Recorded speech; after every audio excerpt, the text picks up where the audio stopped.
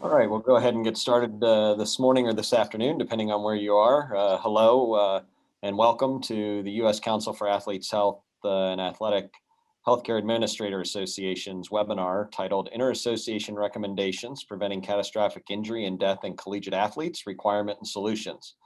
My name is Dr. Jim Borchers. I'm the president and co-founder of the U.S. Council for Athletes Health, and I want to welcome you to this webinar today. We appreciate the great turnout and are really looking forward to a robust discussion today regarding these guidelines. At the U.S. Council for Athletes Health, our mission is to collaborate with every athletic organization to inspire and ensure athlete health and safety is a priority. We hope that this webinar today will provide great information and lead to great discussion for our participants. First, a few housekeeping items before I introduce our presenters and turn it over to our moderator today. We'd ask if you'd please keep your volume setting on mute to reduce any background noise. There is a Q&A function that I'm sure many of you are familiar with here in Zoom. If you have a question during today's webinar, please enter it into the Q&A section and we'll try to answer it. And if we don't get to your question today, we'll make certain that we connect with you and answer your question following the webinar.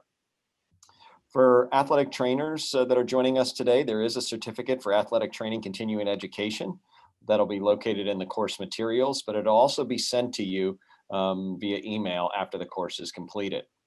There will be a course evaluation available. That is also hosted via survey in Zoom, and a link will also be sent via email to all attendees. And please remember that in order to claim your CEUs, we need you to complete the course evaluation.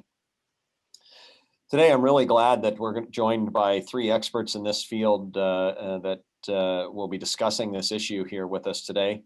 First, I'd like to introduce Dr. Chad Asplin. Dr. Asplin is an expert in athletic healthcare and sports medicine with extensive experience at multiple levels of sport, including intercollegiate athletics, but also professional and international athletics. Dr. Asplin is a member on the NCAA COVID-19 Advisory Committee. He's a team physician for a number of organizations and is also the past president of the American Medical Society of Sports Medicine. Our next presenter today that I'm very happy to welcome as our guest is Jason Montgomery. Jason is a partner at the law firm Husch Blackwell. Jason's a former NCAA investigator and represents colleges and universities at all levels and student athletes nationwide in enforcement, eligibility, and compliance matters. Jason has extensive experience that offers a unique ability to navigate applicable rules and resolve complex issues related to the application of industry standards in intercollegiate athletics, and specifically in this area of athletic healthcare. And last, I'd like to introduce our moderator who will be moderating our session and leading our session today, Dr. Doug Ockerman. Dr. Ockerman is also a sports medicine expert with over 20 years of experience extensively at many levels of athletics, but specifically in intercollegiate athletics. Dr. Ockerman has held a number of national positions throughout sports medicine societies and has been instrumental in the Athletic Healthcare Administrators Association and in developing healthcare administration guidelines, policies, and protocols. And Doug, thanks for moderating this session today. I'll turn it over to you and looking forward to getting started. Great, thank you. And you know, I'm pleased to be joined with a bunch of experts and content matter experts that can really help us dive into this topic. So what our goal is and our objective today is to not review the detail line by line of the NCAA document of the Interassociation Guidelines, which is titled Preventing Catastrophic Injury and Death in College Athletes. We are going to hit the key areas of that document and talk about some of the requirements for institutions, but really focus on strategies and solutions for institutions and really recognizing some of the pitfalls that institutions may not realize are there, some blind spots, maybe some biases that people may have as it relates to trying to really be compliant with the document and what it calls out. We will definitely try and hit some of the legal aspects of this and how attorneys view this, because I think that's really important as it relates to our roles as healthcare administrators, but also athletic department administrators at all levels. And even though this is really focused towards, NCAA, this applies to all levels of athletes. So we're going to do a little quick poll just to see kind of what the audience makeup is, so that we as speakers can make sure that we're addressing our comments in the appropriate fashion. So we will put up a poll if people could answer kind of what role they serve within their institution, and that'll guide us as we go on.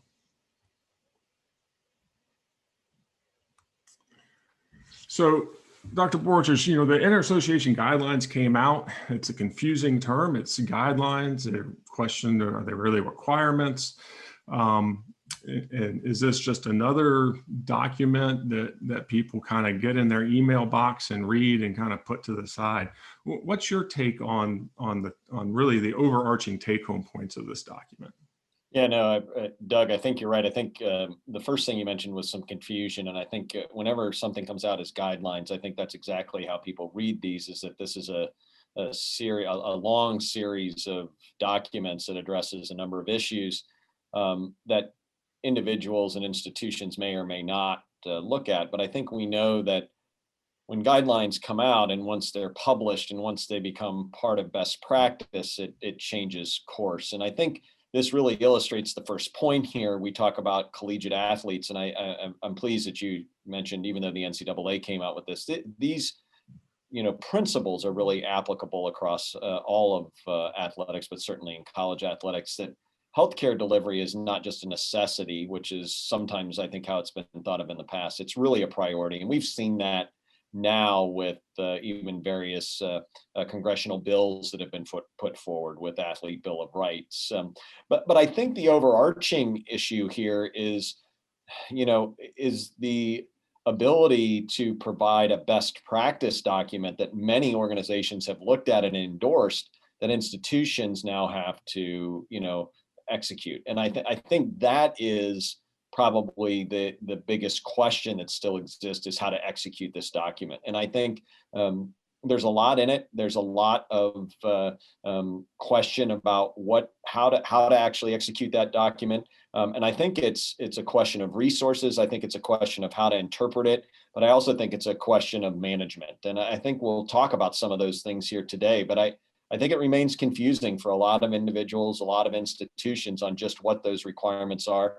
And I think that's not unexpected, given the document itself, but given some of the confusion around how it's been provided in certain areas and the expectation to be able to carry out the things that are inside that document. Chad, can you share with us, and as part of being a leader of a big medical organization in the past, and being involved in some of the subcommittees that were part of creating documents like this, can you talk us through a little bit of the process, and then also the implication once it was adopted by the Board of Governors, because that is a big departure from some of the previous guideline documents that have ever come out? Sure. Thanks, Doug. So this was originally a follow-up from the College Football Summit. There was a number of highly publicized tragic deaths of young athletes. The NCAA was looking to get with leaders in the field of sports medicine, athletic training, strength and conditioning, to put together a document which they felt represented the best practices for health and safety. Once that document was drafted, it went out, as you can see here, to 14 major organizations that represent medical, athletic training, strength and conditioning, administrative fields, and it was endorsed by 14 of the major sports medicine medical organizations. I think one of the confusions, and Jim alluded to this a little bit, was initially this came out as Interassociation Guidelines, and in 2019, after its unanimous adoption by the Board of Governors, it was viewed mainly as a recommendation. Following, though, with the concussion protocol approval by the NCAA in 2020, there was a part in there which now made this a requirement. And so these Interassociation Guidelines are now an NCAA requirement. As Jason will talk to and Jim alluded to, once these guidelines are now requirements are published, if you're not following these guidelines, then it can create all sorts of legal and administrative issues for individuals, universities, if these things are not followed. And I think one of the really key points is once the Board of Governors adopted it as an association-wide policy, that in my mind kind of removes the guideline function of this. Jason, do you have any thoughts on that as you look at this and see that the title says it's a guideline, but then it's adopted as a policy based off of the NCAA Board of Governors action? Yeah, I think it's important to note that just because something is titled guideline, that doesn't mean that's what the courts or juries are going to, how they're going to evaluate a standard of care in a situation. And so what really happens here is once an organization sets forth specific guidelines as to how care should be provided, when there is a case, there is usually expert witnesses, and they rely upon those guidelines as the standard of care in the industry. So the question becomes, what would a reasonable person do in the same or similar circumstances here? And given the knowledge that they have that there is a policy out there from a governing body, that is the likely standard that's going to be applied in cases moving forward. Hey, Jason, real quickly, I think one of the things, just to follow up on that, if you don't mind, I think the fact that one of the things I know many of my colleagues have discussed, the fact that this then became published in other places, in other medical journals, and became published, even in legal circles, was talked about in newsletters. The application of this then, I think, goes beyond the NCAA. It goes to organizations, and I think we need to think about this, how to apply this, to other levels of competition, or if it is applicable, and how to apply that. Your thoughts from a legal standpoint, because I know in medicine, when we have guidelines that are published, they may be by experts that, are in certain areas, but they very quickly are extrapolated to practice settings that approximate those from where the guidelines came from, right? And so I think, one of the things that's been, maybe difficult for individuals to understand is, are these guidelines something that could be used? Is it just because you're not an NCAA institution or organization where these guidelines, because in medicine, we would suggest that best practice then does extrapolate to other areas. Yeah, I think that's a good point. You shouldn't look at this as just an NCAA related situation. This is, primarily related to any organization that is operating these types of competitions and having practices. And it could extend, to youth leagues as well, based upon the information that is contained in here. And as you said, the use of that in several different, both legal and medical journals. So I do think it's important to understand that it's not just NCAA institutions. This really is going to be a standard that is going to be looked at as, the gold standard for how reasonable care is provided to athletes, in a variety of different ways. Yeah, thanks for that. Yep. Initially in the FAQ document that accompanied this, when the Board of Governors put out the statement, I think that, as I recall, it made some statement that this was a starting point, and people shouldn't be expected to have everything in place, right away. And that was back in 2019, right? And now we're in 2021, and although SARS-CoV-2 and COVID-19 has radically changed where we put a lot of our emphasis and focus in terms of sports medicine and the healthcare delivery of our student athletes at all levels. The time still is clicking behind all of that environment, and this document and these expectations are really still there.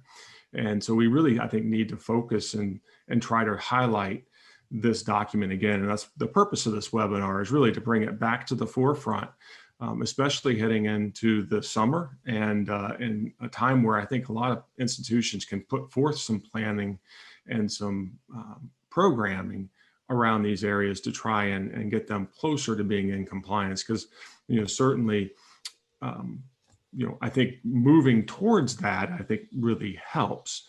And I don't know if any of you want to comment on, as long as you are moving towards that target, you're better off than completely ignoring the document, right?